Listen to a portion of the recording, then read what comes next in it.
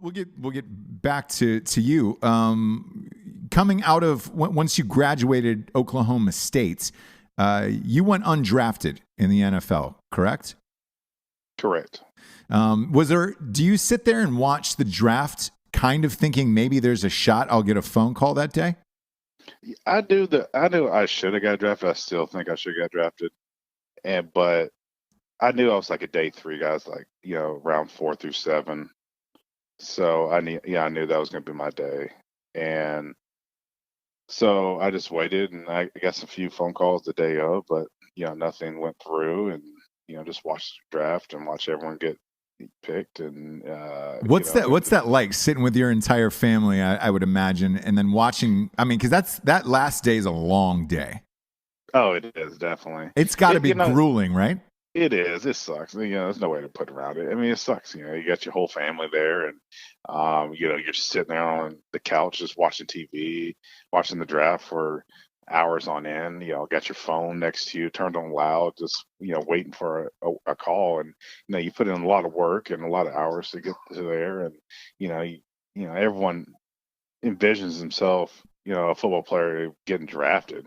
So it's tough not to get drafted. Yeah, but I look at the success you've had, and you got a new contract as well. That's got to be a reassuring thing where it's like, hey, if it all goes to hell, at least I'm safe. I'm good for life, right? Oh, for sure, for sure. And I worked my tail to get where I was at. But on the other hand, I would, some of my successes came from being a free agent. Just always having that motivation of, they drafted 40 some odd linemen, in my draft, and I wasn't one of those. And it's always been a motivation to me and always pushed me, and, it's paid off for me. So how did you get to go to Green Bay? Did you get to choose them? Or Yeah. Is it like Hard Knocks? Because when you're watching Hard Knocks and you see some of these undrafted guys, some of them get to choose where they're going. Did you call and say, "Hey, I want to try out for your team"? Or did they call you? How did that work out? Well, they'll call about you. So at the time, like when you pick for a free agency, like you want to pick pretty much fast as possible for spots fill up.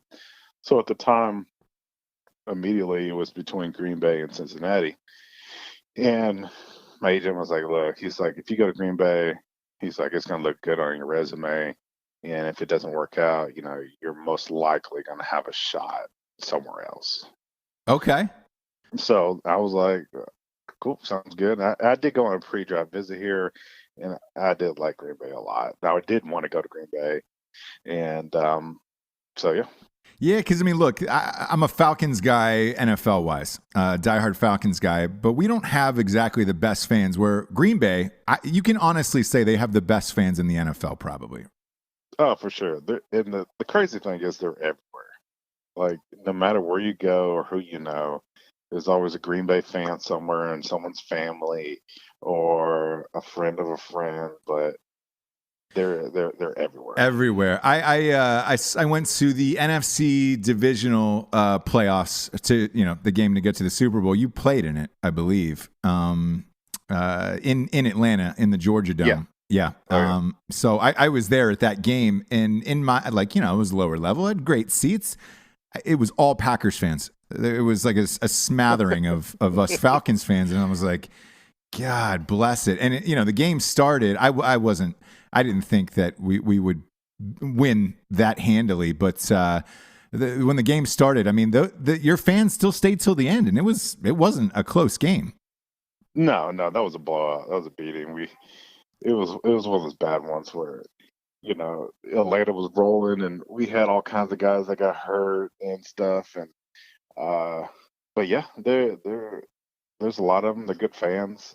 Sometimes, especially when we go to Florida games, there's a lot of them, and sometimes it feels like a home game.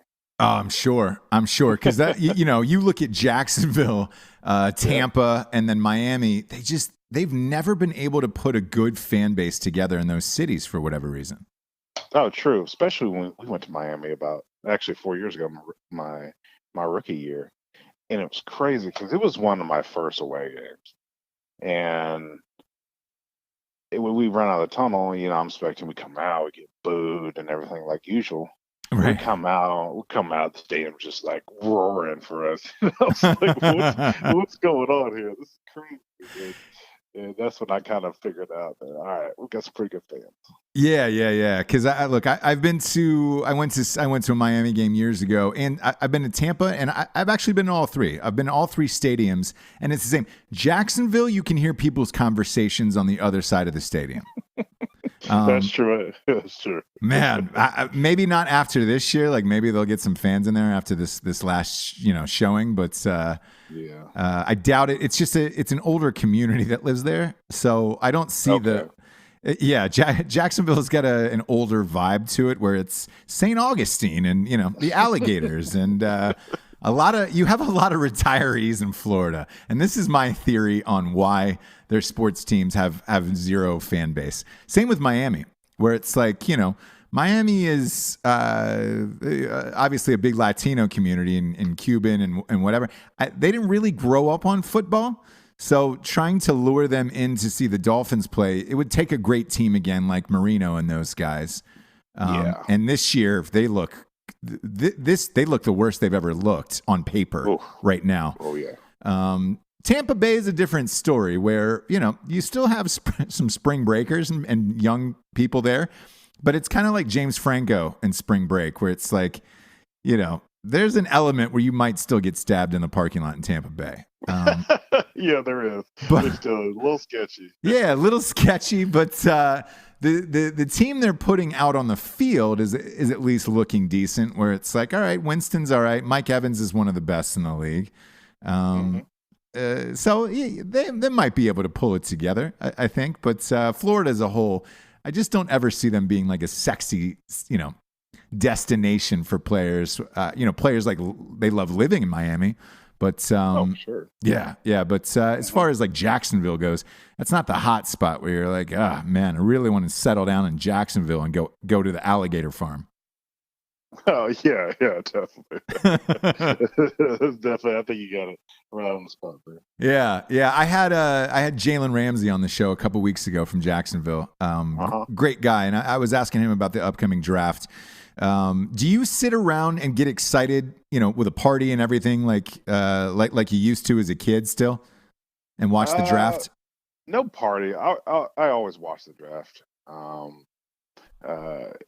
My first about 3 years of my career, the draft is pretty stressful because they're drafting a replacement, and you're just that's right. You're just watching it. You're just watching it happen. Watching it like, please don't draft anybody.